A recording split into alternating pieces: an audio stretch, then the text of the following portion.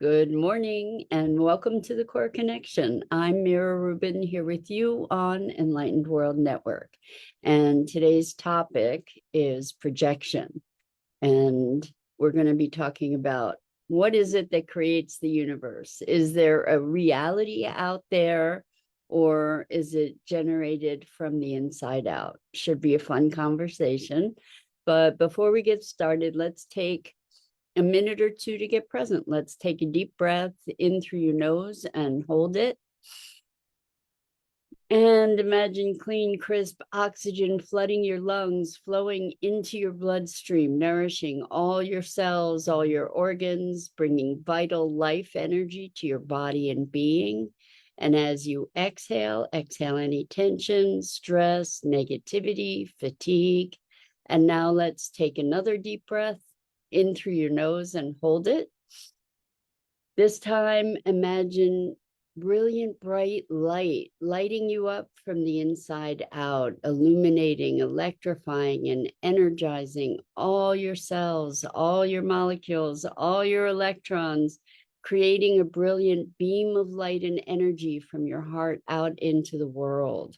And as you exhale any remaining tension, stress, negativity, fatigue. And now let's press our palms together and vigorously rub your hands together to feel the friction, the temperature, the pressure, the motion, the tickling and tingling when you stop.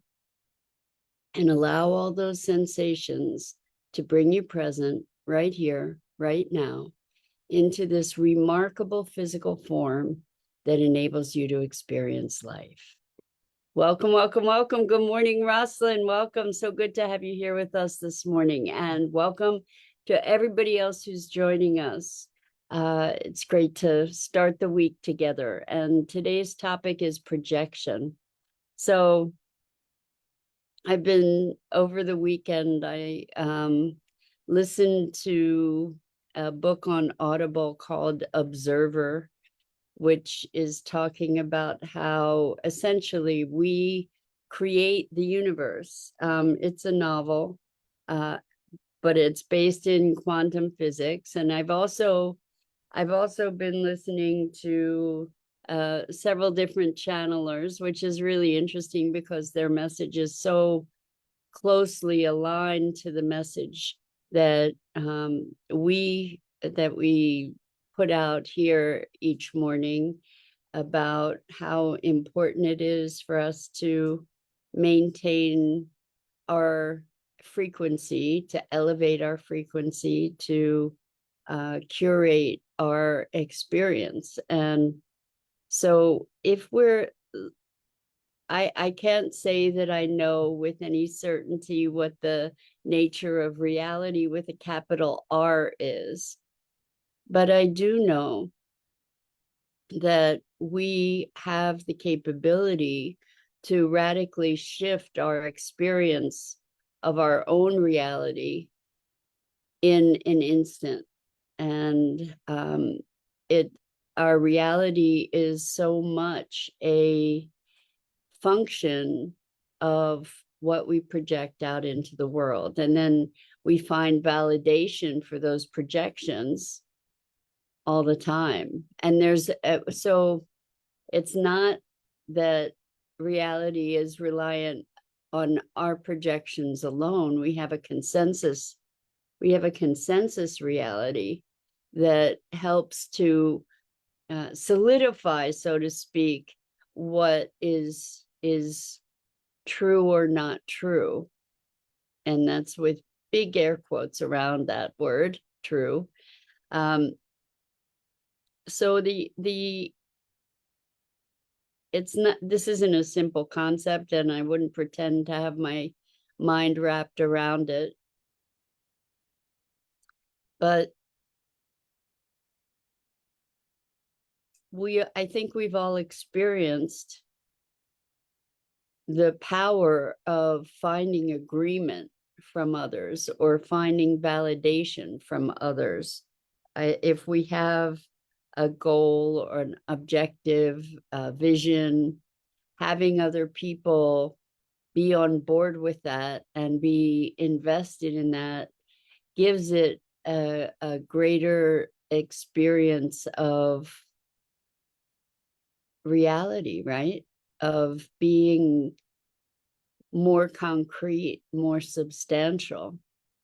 And so when we collectively invest ourselves in horror, the horror of the world, of things happening in the world that are horrible, when we collectively invest ourselves in that, we are making that more and more solid, more and more concrete. When we invest ourselves in elevating the frequencies of our being, of our perception, of our experience, then we are contributing that energy to the field. We're expanding and supporting that energy or those energies. And so it becomes ever more important. And it's just so funny to me to see how there's a convergence of all these different inputs that I've been present to over the weekend. I guess I don't believe in coincidences, so perhaps it's that's the frequency I'm putting out, and all these things are showing up that are matching that energy. I think you've no doubt found that kind of phenomena in your own lives, where things happen that are very much aligned, where we might be inclined to say, what a coincidence. Of course, I don't know. I don't particularly believe in coincidence. So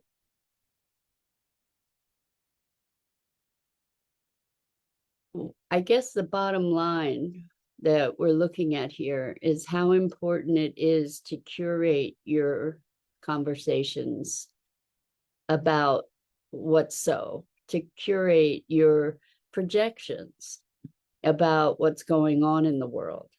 And I know that it's very, very challenging to see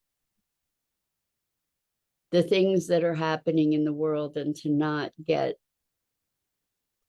consumed by them and to not feel the pain that other people are feeling. And it was interesting. There was one person I was listening to who just spoke the words more boldly than I've had the courage to speak them myself, I think. But it was through a channeled entity. So I guess it let them not have to be accountable particularly for those words. But the words were that all is well. That in any moment, regardless of circumstance, all is well. And it's through our identification with our human form, with the drama of our lives, that we are not present to the grander picture.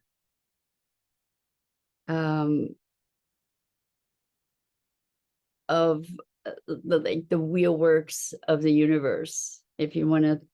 I don't really love that representation because it has connotations of a mechanical nature rather than a living system, a living dynamic system.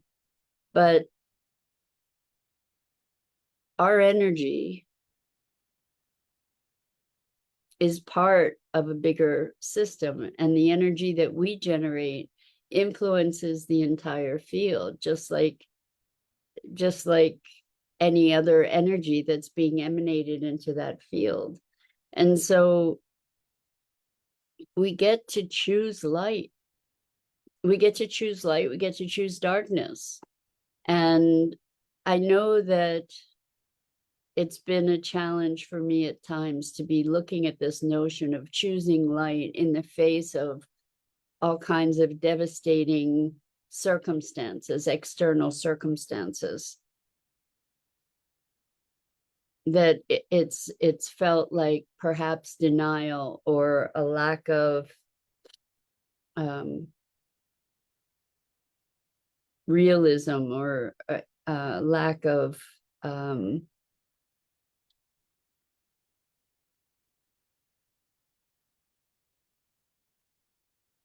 compassion, even perhaps sometimes, to say, well, what's happening is happening. And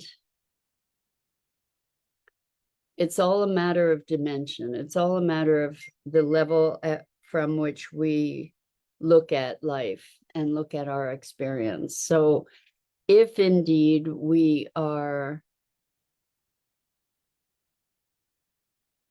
part of a greater whole, if the whole is consciousness, and we are part of life experiencing itself, and we are life itself also, or consciousness itself, then we're not bound by the limits of our physical experience, and we're not dictated by externalities.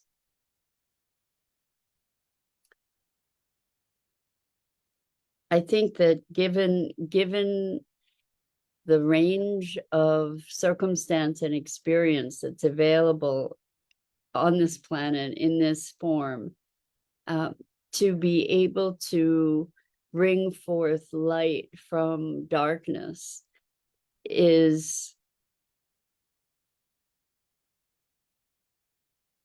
perhaps is a rather miraculous capability. And I know that we have that capability. I know that we can generate light from darkness, that that's our essence, that we are in essence this energy of that can be light or is light. We eclipse it sometimes, and maybe in a deliberate way to provide ourselves with some kind of contrast, entertainment. Some if it were too easy, it might be boring. I don't know. These are very trite things to say in a certain context, and yet I believe that there, and this is just my belief, try it on.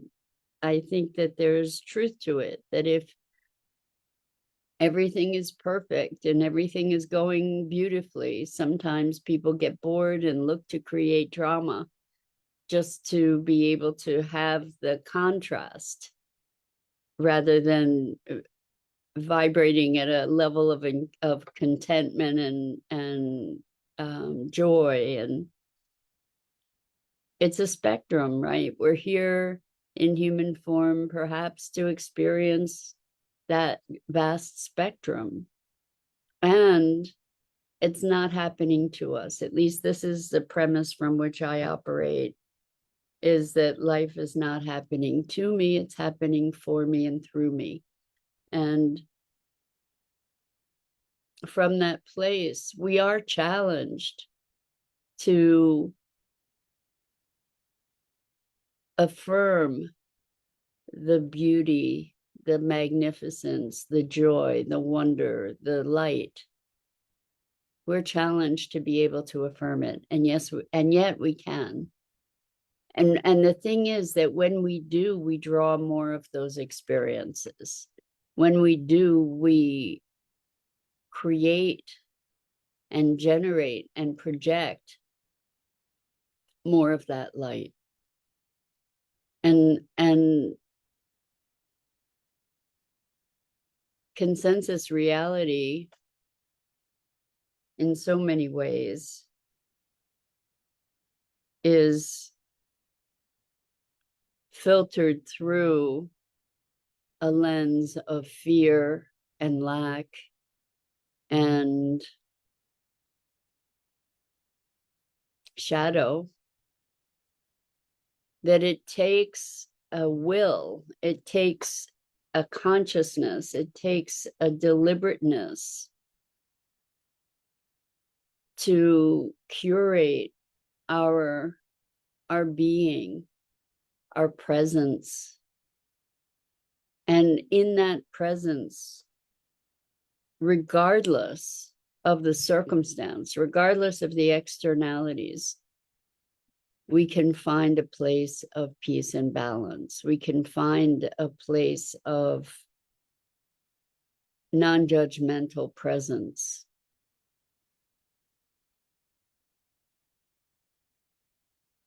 And when we find that place of non-judgmental presence, we are in the flow of life. We are serving life. So when we say life is happening for us and through us, rather than to us, we are in service to life as it flows through us and to life's expression. And so it's very easy to be wrapped up in the drama. In any given moment, we can turn our heads from light to darkness or darkness to light. And it's not that it's easy, but it is possible. It takes will and intention and awareness. It is very easy to fall into patterns of pain because there is so much pain to be able to grab onto in the world.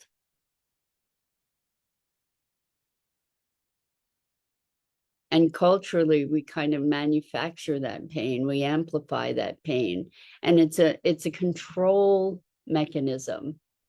It's a way that we allow ourselves to be disempowered, that we allow that light to be dimmed, and then that allows for greater shadow to emerge. It's not that the shadow emerges, it's that the light recedes.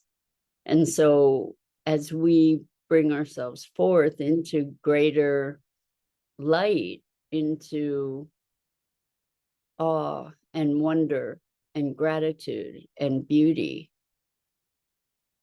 the power of that light is so much greater than the shadow. It doesn't take a lot of light to light up dark corners. And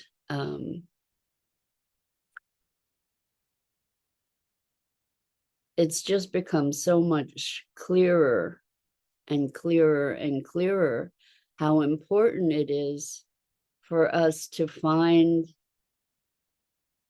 that light in our own lives, to project that light, to carry that forward, to carry that into the world.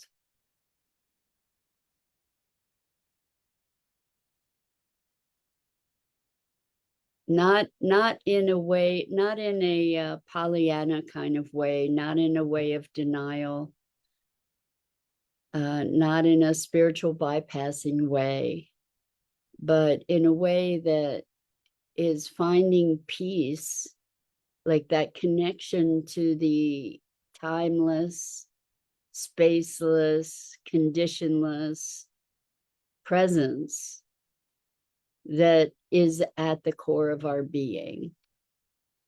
The part of us that is not dependent upon circumstance for our sense of life and vitality. That even in the throes of dying, even in the space of debilitation, that we have the ability to, and it takes concentrated, concerted will to source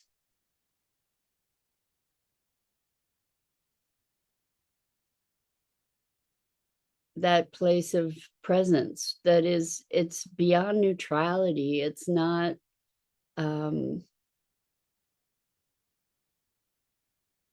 I guess it's sort of a transcendent place of presence, to not believe the illusion of all the drama. So I had this wonderful conversation with a client who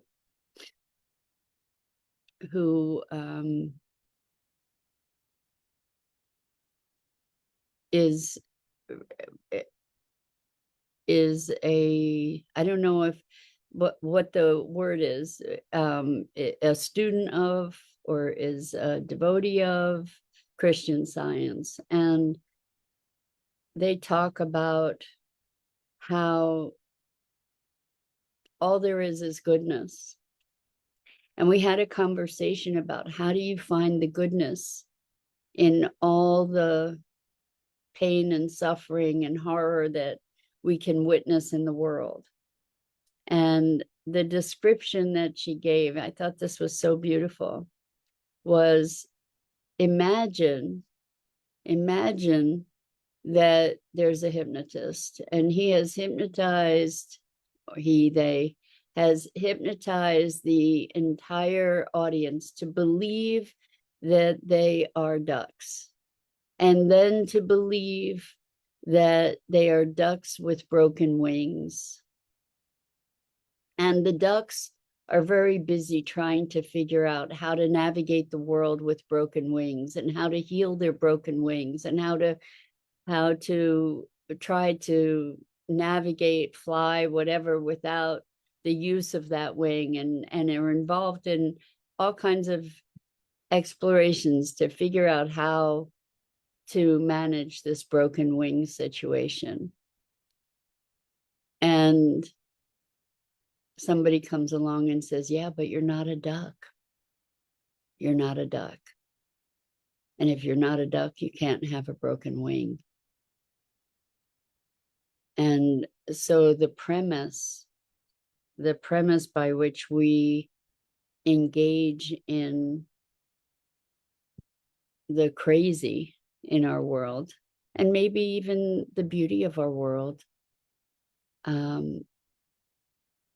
maybe we're hypnotized to the light and darkness. Even maybe it's just light, and the value of the darkness is perhaps that it allows us to see the light. So maybe that's why we create it, or maybe we create it for entertainment's sake, in the most loosely defined sense of the word.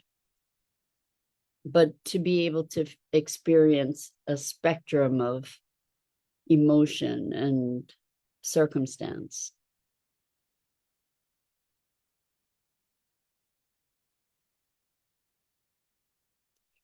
It's becoming more and more clear through science, even, that everything is connected, that we're all one, that essentially we are the ocean in a drop rather than a drop in an ocean, and that we have capabilities that are way beyond our general awareness and understanding.